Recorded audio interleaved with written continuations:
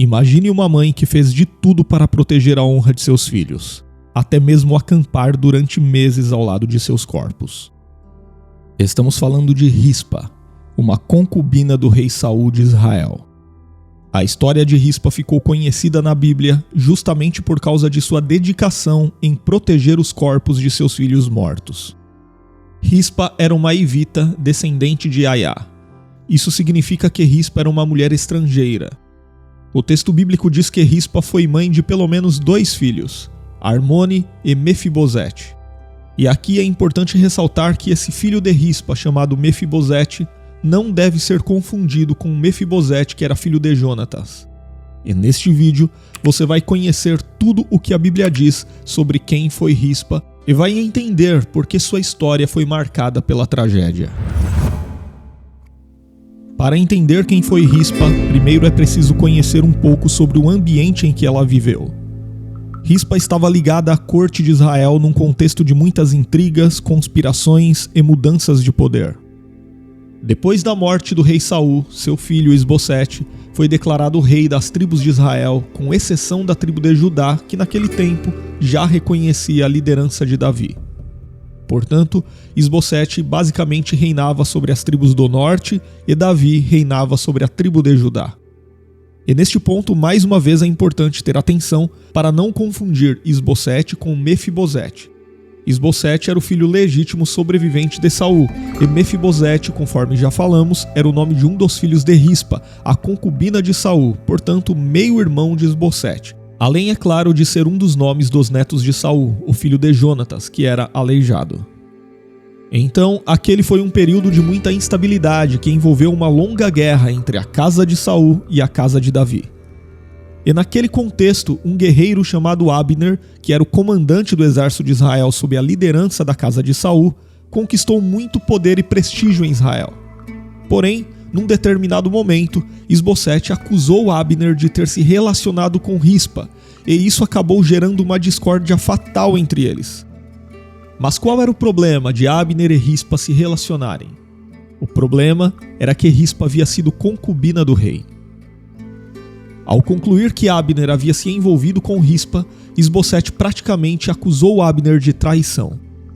Isso não aconteceu porque Isbosete simplesmente ficou com ciúmes do suposto relacionamento de Abner e Rispa, mas aconteceu porque ele temeu que aquele relacionamento fosse um movimento de Abner para ocupar o trono de Israel. Você se lembra que eu acabei de falar que Abner ficou muito poderoso em Israel naquele período? Então, esse era o medo de Isbosete. Na antiguidade, não são poucos os casos de comandantes de exércitos que acabaram se tornando reis de nações após conspirações desse tipo, envolvendo relacionamentos com mulheres da corte. E esse desentendimento entre Abner e Isbosete acabou ajudando o rei Davi. Isso porque Abner ficou ofendido com aquela situação e passou a apoiar Davi como rei, e como resultado, sem a proteção de Abner, rapidamente Isbosete acabou caindo, e Davi finalmente ascendeu como rei de um reino unificado em Israel. Mas o tempo passou e o reino de Israel foi castigado por uma grande seca que durou 3 anos. Essa seca ocasionou uma crise de fome que trouxe problemas para o reinado de Davi, conforme está registrado no 2º livro de Samuel, capítulo 21. Então o rei de Israel consultou ao Senhor a respeito do motivo de aquela seca estar castigando a terra. E a resposta do Senhor para Davi foi que aquela seca era resultado da traição de Saul contra os gibeonitas. Para entender essa questão, precisamos voltar um pouco na história. Quando os israelitas estavam conquistando Canaã, ainda nos dias de Josué, foi feito um tipo de acordo de proteção com os gibeonitas. Isso quer dizer que Israel havia prometido proteger os gibeonitas, mas Saul promoveu uma ofensiva militar que perseguiu e matou muitos gibeonitas. Para quem não sabe, os gibeonitas não eram parte dos filhos de Israel, mas eram o restante dos amorreus que Israel tinha jurado poupar. Portanto, Davi chamou os gibeonitas e perguntou a eles o que poderia ser feito para que aquele mal fosse reparado. Os gibeonitas, por sua vez, asseguraram que eles não queriam nenhum ouro ou prata de Israel, e muito menos matar qualquer israelita, mas queriam apenas que a descendência de Saul pagasse por aquele crime. Então, os gibeonitas solicitaram que Davi entregasse a eles 7 descendentes de Saul para que eles pudessem enforcá-los. E Davi concordou com a proposta e prometeu entregar 7 homens da casa de Saul aos gibeonitas. E foi em meio a esse conflito étnico que o drama da história de Rispa começou. Isso porque entre os homens que foram entregues por Davi aos gibeonitas estavam os 2 filhos de Rispa, Armone e Mefibosete, além dos 5 filhos de Merabe, filha de Saul. Como Davi havia prometido proteger a descendência de Jonatas, seu amigo, ele excluiu Mefibosete, que era filho de Jonatas e neto de Saul, e entregou os 2 filhos de Rispa, que havia sido concubina de Saul, para morrerem juntamente com os outros netos de Saul através de sua filha Merabe. E o texto bíblico diz que os gibeonitas tomaram esses homens e os enforcaram no monte perante o Senhor. Isso aconteceu no princípio da ceifa da cevada, ou seja, no período do ano equivalente ao mês de abril.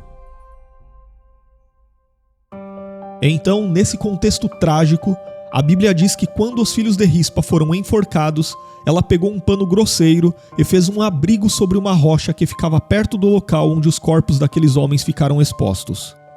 Rispa montou guarda diante dos corpos de seus filhos e impediu que eles fossem devorados pelas aves de rapina durante o dia e pelos animais do campo durante a noite. Naquele tempo, era considerado uma desonra muito grande quando os corpos dos mortos eram transformados em alimento para as aves do céu ou para os animais do campo. Isso quer dizer que expor o corpo morto de uma pessoa impedindo seu sepultamento era uma forma de desgraçar a pessoa, conforme nós lemos em Deuteronômio, capítulo 28 e versículo 26. Então Rispa protegeu os corpos de seus filhos de dia e de noite, até que eles pudessem ser sepultados. E isso não foi algo rápido. Rispa foi uma protetora incansável dos corpos de seus filhos desde o início da colheita até o começo das chuvas de outono no hemisfério norte, um período de quase 6 meses. É provável que Davi tenha deixado os corpos expostos durante todo esse tempo, esperando alguma evidência de que o crime contra os gibeonitas havia sido reparado e que a bênção do Senhor estava novamente sobre Israel. Mas o rei Davi ficou sabendo da dedicação de Rispa em proteger os corpos de seus filhos, e nesse ponto, o texto bíblico dá a entender que Davi mandou recolher os restos mortais daqueles homens, e tal como os ossos de Saul e de Jonatas foram recuperados dos moradores de Jabes de Gileade, os ossos daqueles homens foram sepultados de forma digna no túmulo da família de Saul. E é interessante notar que até aquele momento, a Bíblia diz que o Senhor não tinha mudado sua atitude com relação à terra de Israel. Ou seja, a fome ainda persistia. Mas depois de os corpos serem sepultados, o escritor bíblico registra que Deus se tornou favorável para com a terra. Isso significa que a crise havia chegado ao fim. E agora eu quero saber se você já conhecia a história de Rispa na Bíblia. Sim ou não? Conte aqui nos comentários e inscreva-se no canal se ainda não se inscreveu. E eu também vou deixar um vídeo aqui na sequência para você assistir sobre a mãe de Davi. Assim você poderá entender mais sobre o contexto da vida desse rei de Israel.